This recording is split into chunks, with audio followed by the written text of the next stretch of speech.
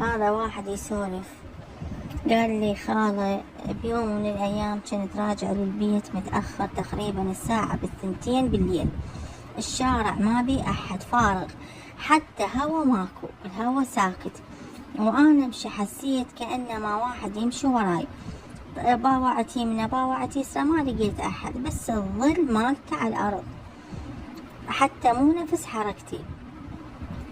زين مثل أتحرك كان الظل يمشي قبلي، وين ما أمشي الظل وراي.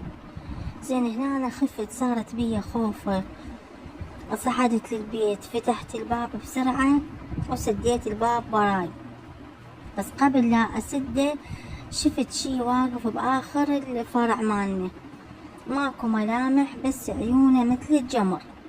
قمت أقرأ القرآن، أقرأ أدعية. زين ثاني يوم قلت يمكن أنا متوهم، بس طلعت الصبح والجيران يسولفون بأن واحد مات بنفس الوقت شفت بيه الظل هذا. وقالوا آخر شي قالوا الظل ما